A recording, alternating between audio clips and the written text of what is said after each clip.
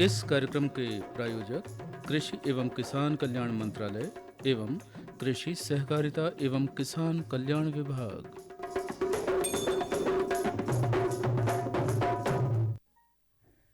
स्वागत है सभी किसान भाइयों बहनों का आज के सजीव फोन इन कार्यक्रम हेलो किसान वाणी में। और आप सभी को सौरभ पटेल का नमस्कार, राम राम।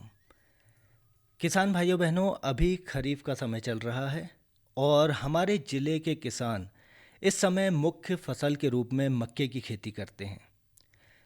मक्के की फसल अभी बढ़वार की स्थिति में है और पौधों में भुट्टा बनने की शुरुआत हो गई है।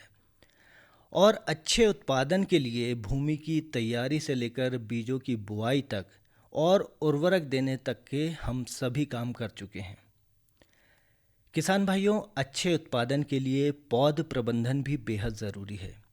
यानी हमें पौधों को विभिन्न प्रकार की व्याधियों जैसे कि रोगों और कीटों से बचाना जरूरी है। और इसी से जुड़ा हुआ है हमारा आज का सजीव फोन इन कार्यक्रम हेलो किसान वाणी, जिसमें हमने विषय लिया है मक्के की फसल में अधिक उत्पादन के लिए पौध प्रबंधन। और इस विषय पर आपकी जिज्ञासाओं का समाधान और आपके प्रश्नों का उत्तर देने के लिए आकाशवाणी छिंदवाड़ा के स्टूडियो में उपस्थित हैं डॉक्टर शिखा शर्मा मैडम, जो सहायक प्राध्यापक हैं, पौध व्याधि विशेषज्ञ हैं, आंचलिक कृषि अनुसंधान केंद्र चंदनगांव छिंदवाड़ा में। मैडम, आपका बहुत बहुत स्वागत है आज के सजीव फोन इन कार्यक्रम हेलो किसान वाणी में। और सभी किसान भाइयों बहनों की ओर से आपको नमस्कार, राम राम। राम राम।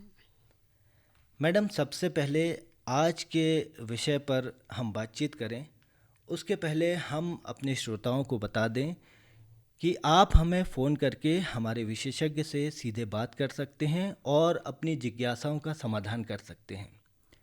किसान भाई प्रश्न पूछने के लिए हमारे स्टूडियो का नंबर लिख लें। नंबर है 8989116346। या आप अपने प्रश्न हमें व्हाट्सएप के माध्यम से भी भेज सकते हैं और इसके लिए हमारा व्हाट्सएप नंबर है 8602262263। तो मैडम, आज की चर्चा की हम शुरुआत करते हैं।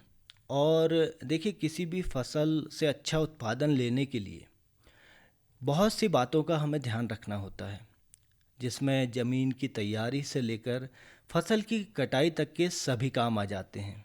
जी।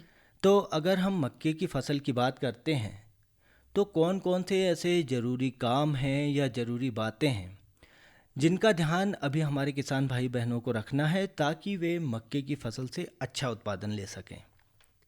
जी, जैसा कि आपने पूछा, मक्के की फसल से अधिक उत्पादन लेने के लिए हमें जो चीज़ें ध्यान में रखनी है, जी प्रथम रूप में देखा जाए तो भूमि का चुनाव, जी बीज की किस्म, बीजोपचार, जल निकास की व्यवस्था, जी सही मात्रा में खाद उर्वरक का उपयोग। जी अगर हम ये सब चीज़ों को ध्यान में रखते हैं तो निश्चित ही हम अच्छी उपज प्राप्त कर सकते हैं। जी।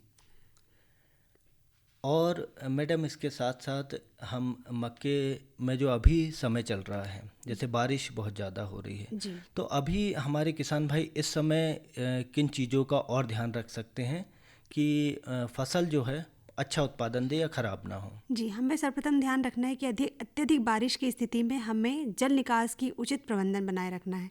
जी अगर बारिश अधिक हो रही है तो हमारा जल जो हमारे खेत में रुके ना, वो पूर्ण रूप से बाहर निकल जाए, क्योंकि अगर किसी भी स्थिति में जल भराव का स्थिति पैदा होती है जी तो कहीं ना कहीं हमारा खेत रोग के लिए तैयार होता है, जी जीवाणु ग्रसित होता है।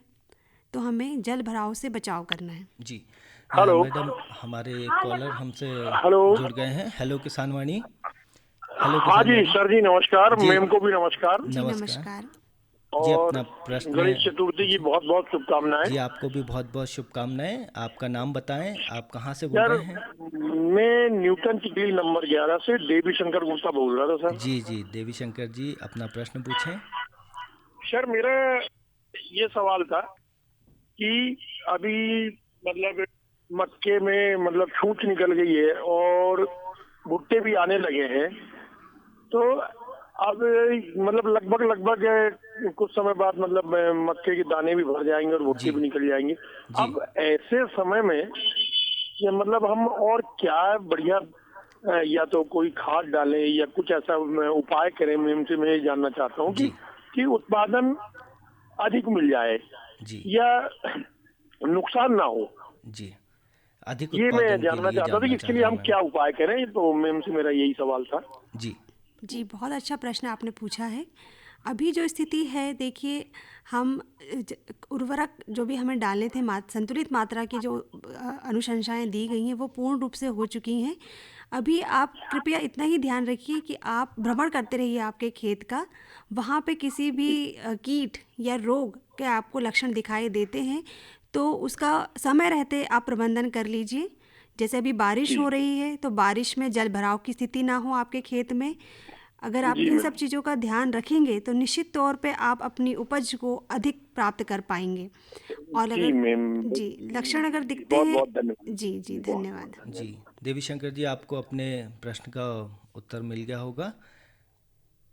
जी चलिए मैम, हम हमारी चर्चा को आगे बढ़ाते हैं। और जैसे हम अभी बातचीत कर ही रहे थे कि अभी कौन सी ऐसी चीज़ें हैं जिनका ध्यान किसान भाई रखें तो अच्छा उत्पादन मिले। और उसी के ऊपर हमारे श्रोता का फ़ोन आ गया, उन्होंने भी संबंधित ही प्रश्न पूछा। इसके बाद बताइए कि ये रोग जो हैं, अगर हम रोगों की बात करते हैं मक्के की फसल में, अभी की स्थिति में ऐसे कौन कौन से रोग हैं जो लगते हैं और उत्पादन को प्रभावित करते हैं? जी, मक्के में हम देखें तो प्रमुख रूप से पत्ती झुलसा रोग हमें दिखाई देता है, जी जिसमें दो प्रकार के धब्बे हमें देखने को मिलते हैं। एक गोल अंडाकार होते हैं जिनको हम साउथर्न ब्लाइट के नाम से जानते हैं, जी और एक होते हैं नॉर्दर्न ब्लाइट जिसमें लंबे आँख के आकार के हमें धब्बे देखने को मिलते हैं। जी शुरुआत में देखें तो ये धब्बे कम होते हैं, लेकिन अगर वातावरण इनको अनुकूल लगता है तो इन धब्बों के आकार हमारे पत्तियों में बढ़ते चले जाते हैं। नीचे से पत्तियां पीली पड़ती हैं और कहीं ना कहीं हमारी जो प्रकाश संश्लेषण की क्रिया बाधित होती है तो इसमें उपज हमारी कम होने की संभावनाएं रहती हैं। जी तो समय रहते हम इनको देख लें, आंकलन कर लें और उचित प्रबंधन हम ले सकते हैं। जी तो इसकी पहचान के लिए आपने बताया कि धब्बे दिखाई देते हैं पत्तियों में। जी अगर धब्बे दिखाई देते हैं तो हम ये समझे कि पत्ती झुलसा रोग जी जो है हमारे फसल में, पौधे में लग चुका है। जी तो इससे इसके लक्षण और हम कैसे और पहचान सकते हैं कि ये यही रोग है, या और कौन सा रोग हम देखने में आता जी है? इसके अलावा हमें जैसे अभी बारिश चल रही है लगातार, जी तो बारिश लगातार होने के कारण जीवाणु के कारण तना सड़न रोग बहुत हमारे क्षेत्र में देखने को मिलता है। तो इसके लिए हम अपने किसान भाइयों को ये बताते हैं कि हमारे खेत में हमें जल निकासी की उचित व्यवस्था रखनी है।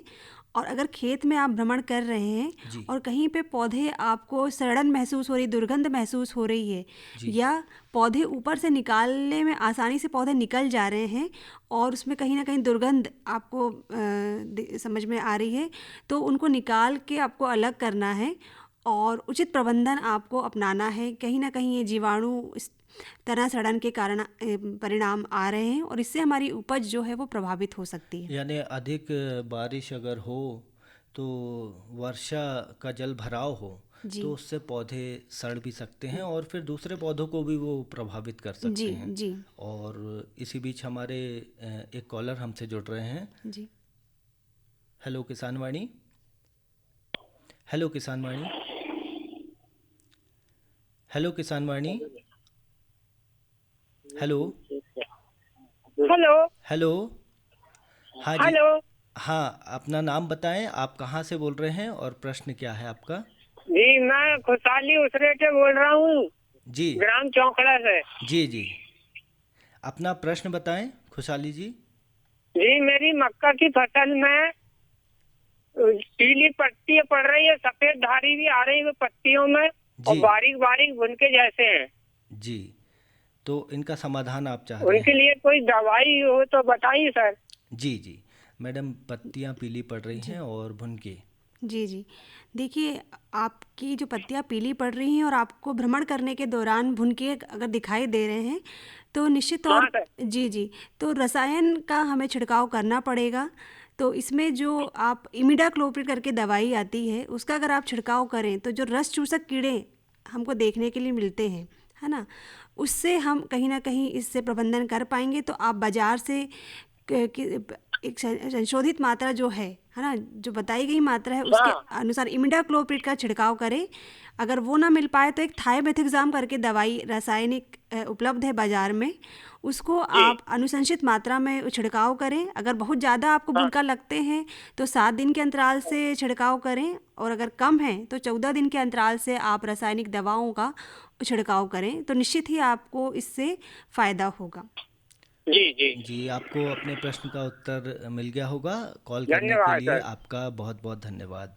धन्यवाद। जी, हम अपने श्रोताओं को बता दें कि आप सुन रहे हैं प्रायोजित कार्यक्रम किसान वाणी, और कार्यक्रम के इस भाग के प्रायोजक हैं कृषि एवं किसान कल्याण मंत्रालय एवं कृषि सहकारिता एवं किसान कल्याण विभाग। तो मैडम, हम चर्चा कर रहे थे रोगों के ऊपर, जिसमें वर्षा जल के भराव से भी कुछ रोगों की उत्पत्ति होती है, ऐसा आपने बताया है। और अगर जल भराव होता है इस समय, क्योंकि बारिश बहुत ज़्यादा हो रही है, तो और क्या क्या नुकसान हो सकता है? जी, जल भराव की स्थिति में जैसे हमने बात की, जीवाणु जनित रोग आ रहे हैं। इसी प्रकार से अधिक वर्षा में कीट का भी प्रकोप होता है, क्योंकि वहाँ पे मॉइस्चर, नमी अधिक होती है। जी तो हमें जल भराव की स्थिति को नियंत्रित करके रखना है। जी और अगर कहीं भी लक्षण आपको दिख रहे हैं तो उन लक्षणों को पहचान के आपको उचित प्रबंधन रसायन के द्वारा, या अगर कम है तो जैविक के द्वारा हमें नियंत्रित करना है। जी। अच्छा मैडम, रोगों के लक्षण आपने बताए, उनकी पहचान बताई, इसकी रोकथाम के लिए हम क्या उपाय कर सकते जी, हैं? रोकथाम के लिए हम अगर बात करें, जब हम बुआई करते हैं तो सबसे पहले अगर हम अपने बीजों का उपचार कर लें तो हमारी 50% जो जिसको हम कहेंगे प्रबंधन, वहीं से शुरू हो जाता है। तो बीजों का जो है कार्बेंडाजिम प्लस मैनकोजेब करके जो दवाई रसायन आती है, उसका 2.5 ग्राम प्रति किलो बीज के हिसाब से, प्लस इसमें हम इमिडाक्लोप्रिड जो एक रसायन है कीट के लिए 6 ml प्रति केजी बीज के हिसाब से अगर हम उससे उपचारित करें तो हमारे रोग होने की संभावना या कीट लगने की संभावनाएं कम हो जाती हैं। जी साथ ही जो खरपतवार रहते हैं तो खरपतवारों को हमें प्रबंधन करना है। जो मेड़ों पे हमें खरपतवार है उनका भी नियंत्रण करना है, क्योंकि कहीं ना कहीं रोग और कीट उन मेड़ों पे रहते हैं जो हमारे रोग या कीट को आगे प्रसार में मदद करते हैं। जी। इसी बीच हमारे कॉलर हमसे जुड़ रहे हैं। हेलो किसान वाणी। हेलो किसान वाणी। हेलो। हेलो। हाँ जी, अपना नाम बताएं, आप कहाँ से बोल रहे हैं और आपका क्या प्रश्न है? मातमी ग्राम से बोल रहा हूँ साहब, भानसा सलाम। जी जी, सलाम जी, अपना प्रश्न करें। कि मक्का में भर्रू का दवाई बताओ जी, भर्रू की निगाही नहीं बन रही, भर्रू में पेड़ में कांटा बहुत है, नींदने वाले डर रहे हैं हाथ के गड़ता कर। जी, भर्रू की समस्या जो है मैडम, इसके लिए और उपाय पूछ रहे हैं। फल्ली में भी छोटी लड़िया ना, वो फल्ली खा रही साहब, फल्ली भी आसपास और फल्ली पड़न रही है, लेकिन छोटी भी लोकरी लड़िया ना बहुत परेशान कर रही फल्ली में साहब, उसका उपाय बताओ। जी मैडम, भर्रू के लिए और फलियों के लिए।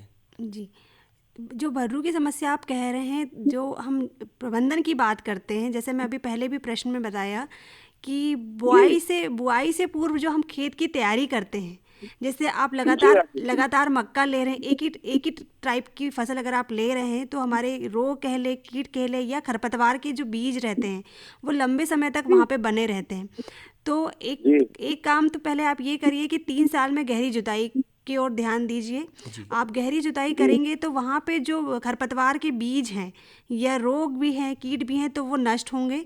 साथ में आपको जब आप बोनी करते हैं तो बोनी करने के तुरंत बाद बोला जाता है कि बीज का जर्मिनेशन या अंकुरण होने से पहले आप उसमें एट्राजीन का जो बताया जाता है स्प्रे करें, ताकि जो बर्रू है वो जर्मिनेट ना हो पाए।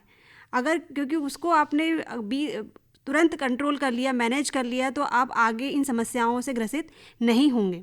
या उसके बाद हम अगर डोरा चलाते हैं, 20-25 दिन बाद डोरा चला रहे हैं, या मेटासल्फ्यूरॉन का अगर स्प्रे करते हैं, या चौड़ी पत्ती के लिए अगर आप 2,4-D का स्प्रे कर रहे हैं, तो आप कहीं ना कहीं हमारे खरपतवार से बच सकते हैं। दूसरा आपका प्रश्न था कि लड़ैया जो है इनकी फल्ली जो तेनी हाँ। तना छेदक, नहीं, फल्ली खा जा रहे हैं। फल्ली खा जाए, हाँ। तो उसके लिए हम आपको कहते हैं कि अपने खेत पे टी आकार की एक आकृति बना के रखें, जी जिससे कि जो पक्षी भी रहते हैं, जी। तो वो पक्षियाँ भी कहीं ना कहीं हमारी इल्लियों को खाते हैं, जी। या कई लोग एक स्टिक से वहाँ पे शोर करके भी उसको नियंत्रित करने की कोशिश करते हैं। जी जी।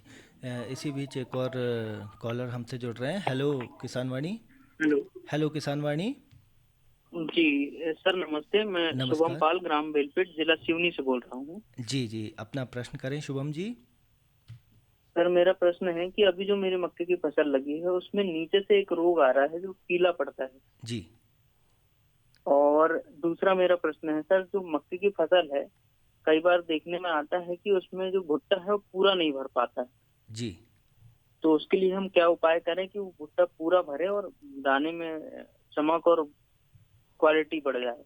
अच्छा मैडम, पीलापन नीचे से पत्तियों में और भुट्टे का भराव पूरा नहीं हो रहा है, जी। इसके लिए देखिए, पत्तियों का जो पीलापन नीचे से अभी आ रहा है, अभी की अवस्था में जो आ रहा है, वो अत्यधिक बारिश जो हुई है, अत्यधिक बारिश होने के कारण जो वहाँ पे हवा का आगमन कहेंगे, जड़ों से जो हवा या पोषक तत्व जड़ों से ऊपर जाते हैं, कहीं ना कहीं वहाँ पे मार्ग अवरुद्ध हो रहा है, इसलिए पीलापन आपको देखने को मिल रहा है। तो आप उचित जल निकासी की व्यवस्था रखिए, और आपने रिज और फरों में ही हमको बोनी करनी है, ताकि अधिक वर्षा से हमारे पौधे प्रभावित ना हो। ये पहला प्रश्न का आपका आंसर हुआ। और आप प्रिवेंटिव तौर पे अगर इस आपने यूरिया का तो संतुलित मात्रा में प्रयोग कर चुके हैं, वो अवस्था जा चुकी है। और दूसरा ये, आप जो चमक चाह रहे हैं, तो चमक के लिए हम लोग यही कहते हैं कि जो संतुलित मात्रा में उर्वरक है, नाइट्रोजन फॉस्फोरस का जो डोज बताया गया है, आपको उचित मात्रा में उसको देना है, तो उससे ही आपके जो भुट्टे में दाने भरेंगे वो उचित मात्रा में आप जो करेंगे उससे, तो निश्चित ही आपकी उपज में आप वृद्धि पाएंगे। मैडम मेरे को ये बता सकते हैं कि उचित मात्रा किस समय पे देनी चाहिए, मतलब देखिए, कितनी मात्रा किस समय पे जी देनी चाहिए? आपको क्या करना है, जब हमारी मक्के की बोनी होती है तो हम NPK के बारे में बात करते हैं, है ना। तो नाइट्रोजन की जो मात्रा है आप पूरी ना देते हुए केवल उसकी 1/3 मात्रा को आप देते हैं। बाकी जो फॉस्फोरस है और पोटाश है, आप उस समय ही उसको दे देते हैं। नाइट्रोजन की जो दूसरी मात्रा रहती है, वो हम कोशिश करते हैं कि हमारी 2 से 3 पत्ती जब आ जाए उस समय उसको दें। उसके तत्पश्चात जब हमारा 2 फुट का पौधा हो जाए तो उस समय दे आगे की मात्रा। और जब हमारे यहाँ पे नर या मादा फूल आने लगे, उस समय अगर आप ये अपने यूरिया को देते हैं, है ना, तो उससे आपकी ये संतुलित मात्राएं हैं। इस मात्राओं में आप अगर देंगे 100, 60, 40 जिसको हम कहते हैं, नाइट्रोजन जो जाएगा आपका 100 और 60 आपका फॉस्फोरस और पोटाश जाएगा आपका 40। अगर ये मात्रा आप देते हैं तो निश्चित तौर पे और आप अच्छी उपज ले पाएंगे। और आपको किस्मों का भी चुनाव करना है इसमें, जो किस्म आप अच्छी लेंगे तो निश्चित ही अगर किस्म आप अच्छी चुनाव करेंगे तो आपको अधिक उपज मिल पाएगी। और बीजोपचार, अगर आप बीजोपचार भी, कई बार क्या होता है कि आप संतुलित मात्रा में उर्वरक तो देते हैं, लेकिन कई बार आपके पास बीज अच्छा नहीं होता है, तो बीज रोगग्रस्त हो जाता है या उतना अच्छा वो रिस्पांस नहीं दे पाता है। तो बीज उपचार बहुत ज़रूरी है। इसके अलावा जैसे हम कहते हैं कि दवाई का फफूंद का, जैसे कार्बनडाजिम प्लस मैनकोजेब का बीज उपचार करें, प्लस इमिडाक्लोप्रिड का 6 ml प्रति kg बीज, और उसमें आप PSB, फॉस्फोरस सॉल्युबलाइजिंग बैक्टीरिया, ये भी रहता है। अगर इन कल्चर से भी आप बीज को उपचारित करते हैं तो लंबे समय तक आपको अच्छी उपज मिलने की संभावनाएं 100% हो जाती हैं। मैडम बीज का चुनाव हम कैसे करें, क्योंकि बीज तो हमें जो कंपनियां कह के देती हैं उस हिसाब से हम खरीद लेते हैं। जी पर अच्छा कौन सा है इसका हम पता कैसे लगाएं? जी, सर्टिफाइड ही जो बीज है, कृपया आप वही उपयोग करें। सर्टिफाइड जो संस्था देती है, सर्टिफाइड, उसी बीजों का आप चुनाव करें, क्योंकि कई बार आप बीजों के बारे में गारंटी नहीं होती है, तो फिर उससे क्या है, आगे चल के उपज में या कहीं ना कहीं उस चीज़ में दिक्कत आती। तो सर्टिफाइड, हम कहेंगे सर्टिफाइड बीजों का चुनाव करें। ठीक है, धन्यवाद। तो शुभम जी, आपको अपने प्रश्न का उत्तर मिल गया होगा। कॉल करने के लिए बहुत बहुत धन्यवाद आपका। तो मैडम जैसे अभी हमारे इन कॉलर ने प्रश्न पूछा कि बीज का हम कैसे चुनाव कर सकते हैं, तो क्या हमारे जो खेत की भूमि है, क्योंकि हर जगह हमारे खेत में एक जैसी मिट्टी नहीं है, तो क्या मिट्टी और हमारी ज़मीन के हिसाब से भी हमको जो किस्म है उसका चुनाव करना चाहिए? जी, जैसे कि मृदा, जैसा हमारा हेल्थ कार्ड होता है, जी वैसे ही मृदा का भी हेल्थ कार्ड होता है। समय समय पे हम कोशिश करें से 2 से 3 साल के अंदर हम अपनी भूमि का हेल्थ कार्ड ज़रूर बनवाएं, उसकी जांच करवाएं कि हमारी भूमि में आखिर पोषक तत्व की स्थिति क्या है। जी अगर आपको अपनी भूमि के पोषक तत्व पता होंगे तो आप उसमें और क्या डालना है जिससे आपकी उपज अधिक मिले, तो आप बहुत अच्छा निर्णय ले पाएंगे। जी। इसी बीच एक कॉलर हमसे जुड़ रहे हैं। हेलो किसान वाणी। हेलो किसान वाणी।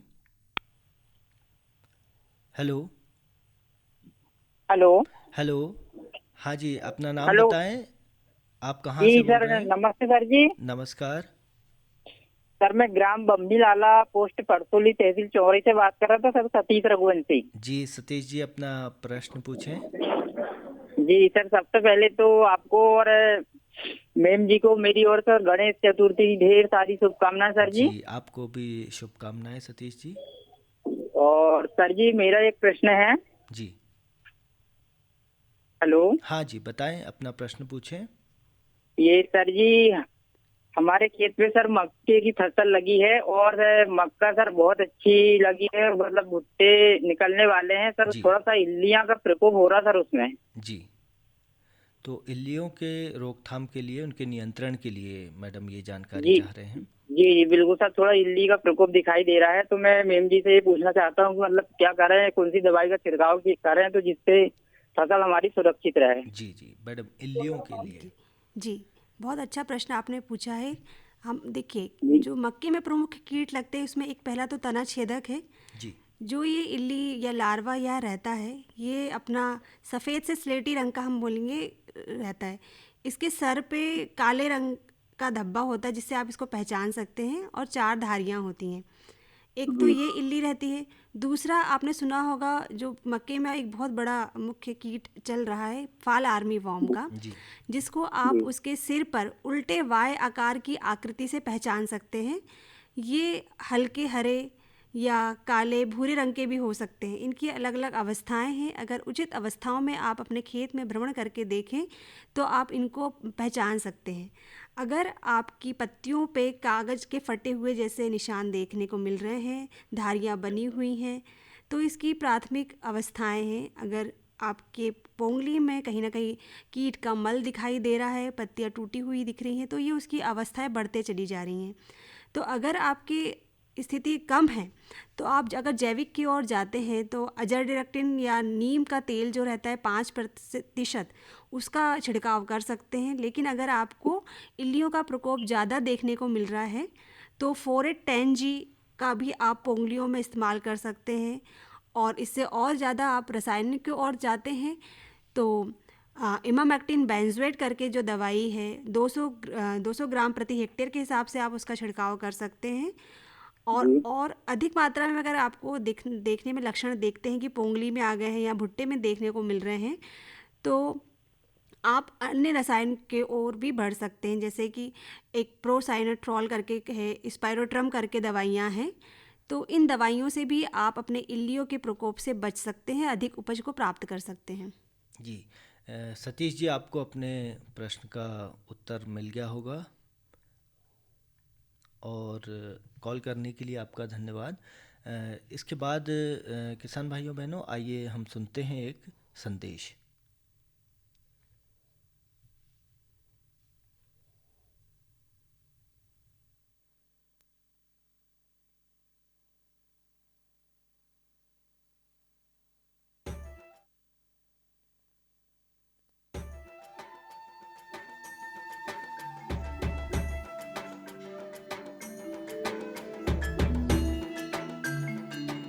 ये जो हरे भरे पेड़ और उन पर लगे गुच्छेदार फल दिखाई दे रहे हैं, ये वास्तव में हमारे किसान भाइयों के आर्थिक और सामाजिक जीवन में सुख समृद्धि के रंग भरने की क्षमता रखते हैं। ऑयल पाम की खेती से किसान सामान्य फसलों की तुलना में कम लागत एवं मेहनत से अधिक आय प्राप्त कर सकते हैं। इसके माध्यम से किसान खाद्य तेलों का उत्पादन बढ़ाकर देश के विकास में अपनी भागीदारी सुनिश्चित कर सकते हैं। लेकिन ये सब कैसे संभव है, आज इसी के बारे में बताएंगे अपने किसानों को। ऑयल पाम एक बहुमुखी तेल है जिसके कई अलग अलग गुण और कार्य हैं जो इसे बेहद उपयोगी और व्यापक रूप से इस्तेमाल किया जाने वाला बनाते हैं। ऑयल पाम के फल से सबसे अधिक तेल प्राप्त होता है। प्रति हेक्टेयर 20 से 25 टन फलों की उपज देने वाले इसके पेड़ परिपक्व होने के बाद लगभग 30 साल तक फल देते रहते हैं।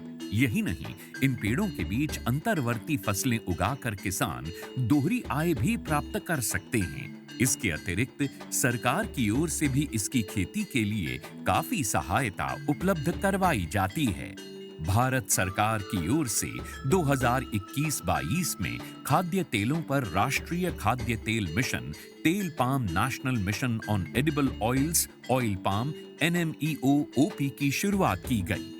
इसके अंतर्गत किसानों को ऑयल पाम की पौध सामग्री, अंतर्वर्ती खेती एवं रखरखाव, ड्रिप सिंचाई, डीजल, बिजली, सोलर पंप सेट, बोरवेल, फल कटाई उपकरणों एवं पुराने पौधों की पुनः रोपाई के लिए सब्सिडी प्रदान की जाती है। इस मिशन के अंतर्गत किसानों को 1 से 5 लाख तक की राशि प्रति हेक्टेयर की वित्तीय सहायता उपलब्ध कराई जाती है। सरकार द्वारा ऑयल पाम की पौध सामग्री के लिए 20 से 29 हज़ार रुपये प्रति हेक्टेयर की सहायता मिलती है। इसके अलावा भी सरकार पहले 4 साल तक 42,000 रुपये प्रति हेक्टेयर की सहायता अंतर्वर्ती फसल एवं रखरखाव के लिए भी मुहैया कराती है। इस मिशन के अंतर्गत ड्रिप सिंचाई के लिए 30,000 रुपये प्रति हेक्टेयर की सहायता अतिरिक्त दिया जाता है। साथ ही किसानों के लिए फसल कटाई मशीन और ट्रैक्टर ट्रॉली की खरीद के लिए भी सहायता का प्रावधान है। कुछ किसानों के मन में ये शंका है कि ऑयल पाम के पेड़ों की सिंचाई के लिए अधिक मात्रा में पानी की आवश्यकता होती है। ये पर्यावरण के लिए ठीक नहीं है। कुछ ये भी कहते हैं कि ये धरती के उपजाऊपन के लिए भी हानिकारक हैं। किंतु जिन किसानों को ऑयल पाम की खेती से आज लाखों रुपए की वार्षिक आय प्राप्त हो रही है, उनका कहना है कि ये सारे संचय निराधार हैं। ऑयल पाम का खेती में धान और गन्ने से कम पानी लगता है। इसमें गवर्नमेंट का तरफ से ड्रिप सिंचाई के लिए पैसा भी दिया जाता है। मैंने 2015-16 से ऑयल पाम की खेती की है और इससे पर्यावरण को कुछ नुकसान है ही नहीं। और इनका जो पेड़ पौधा होता है, इनसे हम मल्चिंग भी यूज करते हैं और इनका यूज से हम काफ़ी सारा ज़मीन में नमी लेते हैं। और इनके अंदर इंटरक्रॉप जो है, जो कपास वगैरह लगाते हैं, तो हम डबल गुण आय लेते हैं और अच्छा रहता है। ऑयल पाम की खेती के लिए मुझे सरकार ने पौधे सीडलिंग देते हैं। वो जब बड़ा हो जाता है, जो फल जो देता है, हर महीने सरकार उसी फल खरीदने के लिए एक रेट बना के देते हैं। वही रेट पे कंपनी खरीद लेते हैं। मैं काट के इकट्ठा कर देता हूँ, कंपनी उठा के लिए जाते हैं। ऑयल पाम के लिए सरकार उत्पादों की तत्काल खरीद करती है। साथ ही सरकार एक वायबिलिटी मूल्य भी घोषित करती है, ताकि यदि भाव अचानक गिर जाए तो उस अंतर का भुगतान सरकार किसानों को करती है। सच तो ये है कि ऑयल पाम की खेती हमारे किसानों को और अधिक समृद्ध और ग्रामीण अर्थव्यवस्था को और अधिक सशक्त बना रही है। आप भी इसकी खेती और सरकारी सहायता का लाभ उठाएं और अपनी आर्थिक स्थिति को बेहतर बनाएं।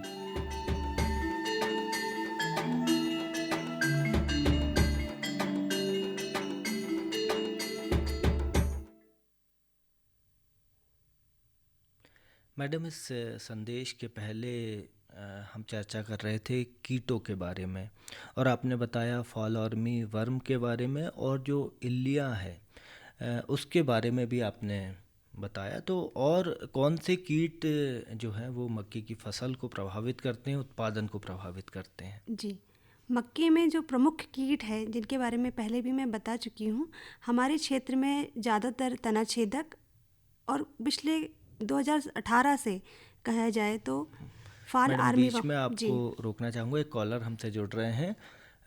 हेलो किसान वाणी। हेलो किसान वाणी। Hello sir. हाँ, आप अपना नाम बताएं, आप कहाँ से बोल रहे हैं?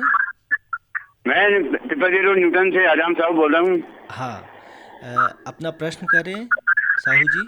मेरा प्रश्न ये है कि मक्के के भुट्टों में भराव तो हो रहा है, लेकिन पीले पड़ रहे हैं और तथा पत्ते भी फट रहे हैं, इसका क्या उपाय है? पत्ते पीले पड़ रहे हैं आपके मक्के की फसल में? पत्ते पड़ रहे हैं, पीले पड़ रहे हैं और फट भी रहे हैं। अच्छा, फट भी रहे हैं और पत्ते पीले पड़ रहे हैं मैडम, इसके लिए समाधान चाह रहे हैं। जी जी सर, अभी की अवस्था जो हमारे यहाँ देखने को मिल रही है, अभी बारिश की अधिकतर मात्रा हमें देखने को मिल रही है। हमारे खेतों में जल भराव की स्थिति भी निर्मित हो रही है। इस वजह से हमारे जो पोषक तत्व जो ऊपर जाने चाहिए कहीं ना कहीं वो नहीं जा पा रहे हैं, रास्ता उनका आवागमन रुका हुआ है। तो जो सर्कुलेशन जो हम कहेंगे कि हवा का जो आवागमन होना चाहिए वो ना होने के कारण, पोषक तत्व ऊपर ना जाने के कारण पत्तों का पीला होना एक प्रमुख कारण है। तो हमें आपकी जो फसल है आप कोशिश करें कि उसको रिच फरों में लगाएं, जल निकासी की उचित व्यवस्था रखें, क्योंकि जो उर्वरक की मात्रा है वो तो हम सारी दे चुके हैं, अभी उर्वरक देने की स्थिति में नहीं है। तो हमें कहीं ना कहीं जल भराव को ध्यान में रखना है ताकि जो पोषक तत्व हैं जो बराबर पौधों को जा सके, तो उससे आपको कहीं ना कहीं फ़ायदा मिलेगा।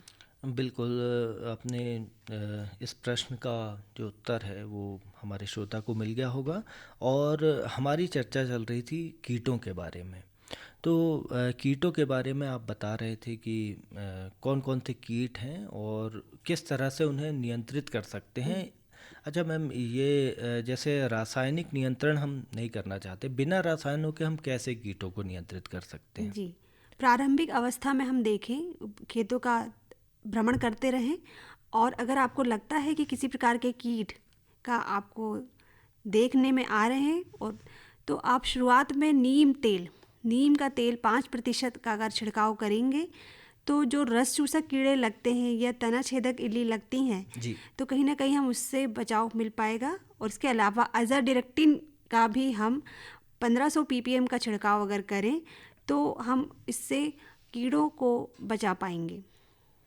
जी, अच्छा मैम, जैसे नियंत्रण की हम बात करें कीटों के, तो किस अवस्था से हमें इनका नियंत्रण शुरू कर देना है कि इनका जो प्रकोप है वो आगे ना बढ़े, या कैसे हम उनको शुरुआती स्टेज में ही ख़त्म कर सकते हैं या नियंत्रित कर सकते हैं?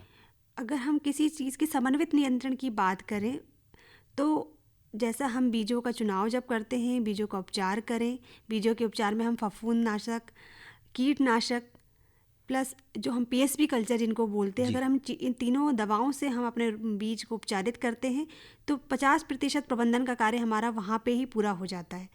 जल भराव की स्थिति को चेक करते रहें, जल भराव जल निकासी की उचित व्यवस्था हो, उचित मात्रा में हम उर्वरक का संतुलित समय पे और मात्रा में अगर प्रयोग करें तो हम अपनी उपज को निश्चित ही अच्छा प्राप्त कर पाएंगे। साथ ही साथ हमें खेत को भ्रमण करते रहना है किसी जिगजैग डायरेक्शन में। तो अगर कहीं पे भी हमको कहीं कीट या रोग दिखाई देता है तो हम पहले जैविक की ओर जाएं, उसको नीम तेल से या एज़ाडिरेक्टिन से या जो कल्चर्स रहते हैं हम उसके प्रयोग से हम कहीं ना कहीं रोग को नियंत्रित कर सकते हैं। जी मैडम, कीटों की पहचान के बारे में आप बता रहे थे कि जैसे इल्लियों के आपने अलग अलग प्रकार की बताए, तो वो पहचान में एक बार और कि फॉल आर्मी वर्म जो है वो उसकी इल्ली किस तरह की होती है, एक बार फिर से पहचान आप उसकी बता दें। जो फाल आर्म की इल्ली जो विदेशी कीट के रूप में हमारे यहाँ पे आया हुआ है, यह इल्ली हमारे हल्के हरे रंग से गुलाबी रंग की भी हो सकती है, काले रंग की भी हो सकती है। और इसका जो लक्षण प्रमुख आप जिसे पहचान सकते हैं, इसके सिर पर एक उल्टा वाई आकार का शेप होता है, ये आपको पहचानने में मददगार होगा।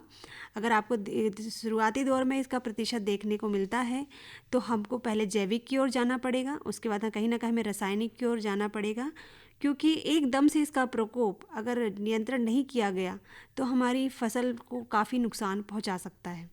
जी मैम, हम हमारी चर्चा को अगर हम मतलब समेटें जैसे, तो अंत में आप मक्के की फसल से अधिक उत्पादन के लिए क्या कहना चाहेंगे? हमारे सभी किसान भाइयों बहनों से, श्रोताओं से क्या कहना चाहेंगे? जी, सर्वप्रथम मैं कहना चाहूँगी कि भूमि का चुनाव सर्वप्रथम आप देखें। आप कहीं ना कहीं वहाँ पे जो खेत है वहाँ पे जल निकासी की उचित व्यवस्था होनी चाहिए। जी। आपका बीज का चयन, किस्म का चयन, सर्टिफाइड होना चाहिए बीज। उसके पश्चात हम समय पे बुआई करें। समय एक बहुत ज़रूरी पार्ट है जी। अगर समय पे आप बोनी कर देते हैं तो बहुत सारी चीज़ों से आप पहले ही बच जाते हैं। बीजोपचार आपको करना है। अगर आपने बीजोपचार कर लिया फफूंद के प्रतिरोध में, कीट के प्रतिरोध में जी। और अगर आपने कल्चर से भी उसको उपचारित किया है तो आप अपनी उपज को बढ़ा सकते हैं। खेत में भ्रमण करना है। अगर रोग या कीट के लक्षण दिखाई देते हैं तो अर्ली अवस्था में ही उसको उपचार आपको करना है। जी। अच्छा मैम, एक भ्रांति जैसी है कि जो उर्वरक का उपयोग है जी, उसको ऐसा हमारे किसान भाइयों का सोचना है कि अधिक उर्वरक देंगे तो उपज ज़्यादा होगी। इस पर क्या कहेंगे? नहीं, ये एक भ्रांति ही है। जो अनुशंसित मात्राएं बताई गई हैं NPK की, नाइट्रोजन, फास्फोरस और पोटाश की, हमको उचित मात्रा में ही देना है। एक निश्चित अवस्था तक ही उसका उपज में कोई आपको रिजल्ट देखने को मिलता है। उससे अत्यधिक अगर आप प्रयोग भी करेंगे तो उससे उपज में आपको कोई ना कोई वृद्धि देखने को नहीं मिलती है। जी। और आज का जो कार्यक्रम है हमारा अब समापन की ओर है मैडम, और समय है सभी किसान भाइयों बहनों से, श्रोताओं से विदा लेने का। तो हम सभी श्रोताओं को बता दें कि आज के सजीव फ़ोन इन कार्यक्रम हेलो किसान वाणी का संयोजन था दीपांकर तिवारी और अमोल शेंडे जी का। तकनीकी सहयोग हमें मिला चंद्रभान मरावी और वीरेंद्र कुमार वर्दे जी का। प्रस्तुति सहयोगी थे रजनीश शर्मा। और मक्के की फसल में अधिक उत्पादन के लिए पौध प्रबंधन, इस विषय पर डॉक्टर शिखा शर्मा मैडम हमें जानकारी दे रही थी, जो सहायक प्राध्यापक हैं, पौध व्याधि विशेषज्ञ हैं, आंचलिक कृषि अनुसंधान केंद्र चंदनगांव छिंदवाड़ा में। तो अब समय है सभी से विदा लेने का। तो मैडम, आपने हमारे कार्यक्रम के लिए समय निकाला और हमारे किसान भाइयों बहनों को इतनी महत्वपूर्ण जानकारियां दी, उनके प्रश्नों का उत्तर दिया, इसके लिए आकाशवाणी छिंदवाड़ा की ओर से आपका बहुत बहुत धन्यवाद। राम राम। धन्यवाद। राम राम। सभी किसान भाइयों बहनों को सौरभ भैया का राम राम। जय जवान जय किसान।